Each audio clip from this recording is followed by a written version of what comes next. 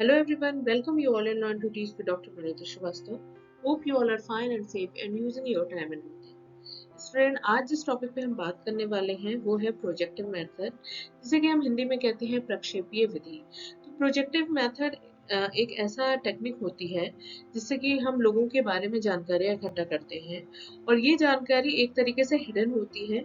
Indirect way में जब हम लोगों से कहीं ना कहीं इंफॉर्मेशन या डेटा कलेक्ट करने की कोशिश करते हैं तो वो एक पार्ट होता है प्रोजेक्टिव मेथड। चलिए आइए जानते हैं क्या होती है प्रोजेक्टिव मेथड और कितने प्रकार के प्रोजेक्टिव मेथड होते हैं।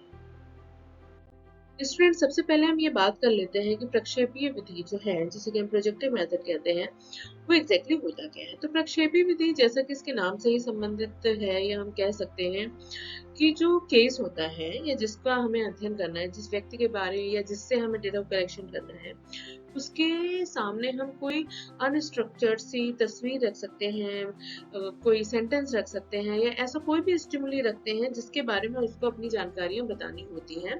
तो उसके बारे में हम जानकारियां एक तरीके से निकालते हैं उस केस से। तो इसके जो नॉर्मली प्रोजेक्टिव मेथड है उसको हम एक क्लिनिकल सेटिंग का नाम देते हैं। नॉर्मली प्रोजेक्टिव मेथड को हम क्लिनिकल सेटिंग यानी कि नैदानिक तरीके से बता सकते हैं और अनस्ट्रक्चर्ड स्टिमुली होता है। तो इसमें दो चीजें हमें देखने को मिलती हैं। क्लिनिकल सेटिंग होती है, किसी चीज को सुधार करने के लिए हम इसका काम करते हैं या कोई प्रॉब्लम है उसको सॉल्व करने के लिए हम करते हैं, और साथ ही साथ एक अनस्ट्रक्चर्ड असंरचित उद्दीपक होता है जो कि हम केस या जो रिस्पोंडेंट है उसके सामने प्रस्तुत करते हैं।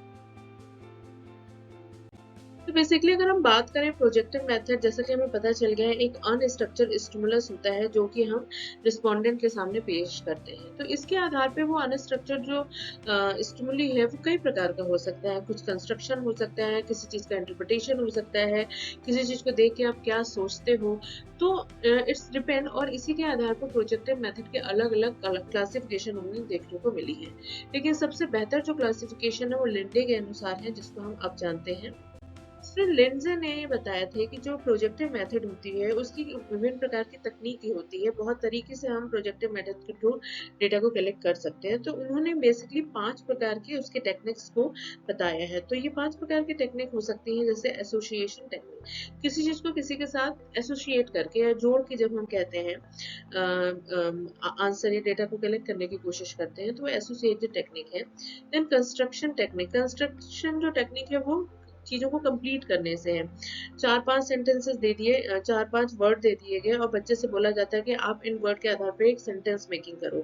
या फिर सपोज एक वर्ड बोल दिया कि मैं एक अच्छा आगे डैश डैश डैश नाउ, तो जो रिस्पोंडेंट है वो उसे कंप्लीट करेगा। तो कंस्ट्रक्शन टेक्निक है कि एक अनस्ट्रक्चर्ड स्टिमुली है बट वो उसको कहीं ना कहीं कंप्लीट और स्ट्रक्चर के फॉर्म में करता है। कंप्लीटिंग टेक्निक्स, कंप्लीटिंग टेक्निक का भी हम इसी एग्जाम्पल कह सकते हैं, जैसे कि अभी मैंने एग्जाम्पल दिया कि मैं एक अच्छी आगे डॉट डॉट डॉट है। अब उसको बच्चा जो है वो या रिस्पोंडेंट है उसे कंप्लीट करेगा। तो इस आधार पे इन्होंने 2 और चीजें बताई हैं। एक्सप्रेशन टेक्निक, किसी चीज या किसी कलर या किसी इमेज को देख के हम क्या एक्सप्रेस करते हैं, कैसा भाव निकल के आता है, क्या उसके बारे में बातें निकल के आती है, एक्सप्रेशन टेक्निक्स है। And choice technique, choice techniques में देयर आर सम ऑप्शन और बच्चे को उनमें से किसी एक को चूज करना पड़ेगा, और चूज करना कभी कभी कंपलसरी भी होता है। आपका मन नहीं है फिर भी उन 4 या 5 ऑप्शन में से आप उसको चूज करते हो। These are 5 types of techniques according to Lindsay when we are doing projective method. Student अब जो बात आती है कि प्रोजेक्टिव मेथड ऐसा क्या है मेथड, क्यों इसको बहुत ज्यादा वैल्यू दी जाती है, ये ऐसा कौन सा मेथड है कि हमें रिसर्च में एज ए टूल इसे यूज करना चाहिए। तो देखिए, जो भी रिसर्च का आपका बेस होता है उसमें हम 2 या 3 चीजों को जरूर समझते हैं और जानते हैं एज ए रिसर्चर कि जो भी हमारा रिसर्च हो वो ऑब्जेक्टिविटी उसमें हो, वस्तुनिष्ठता होनी चाहिए, रिलायबिलिटी यानी कि विश्वसनीयता होनी चाहिए, वैलिडिटी यानी कि वैधता होनी चाहिए, और सिचुएशन वेरिएबल होनी चाहिए। तो अगर किसी भी प्रोजेक्टिव टेक्निक जो कि हमने पीछे देखी है कि 5 टेक्निक्स है और उसके आधार पे अगर हम ये 4 खूबी उसमें देखते हैं तो कहीं ना कहीं वो एक रिसर्च का एक अच्छा टूल हो सकता है डेटा को कलेक्ट करने के लिए।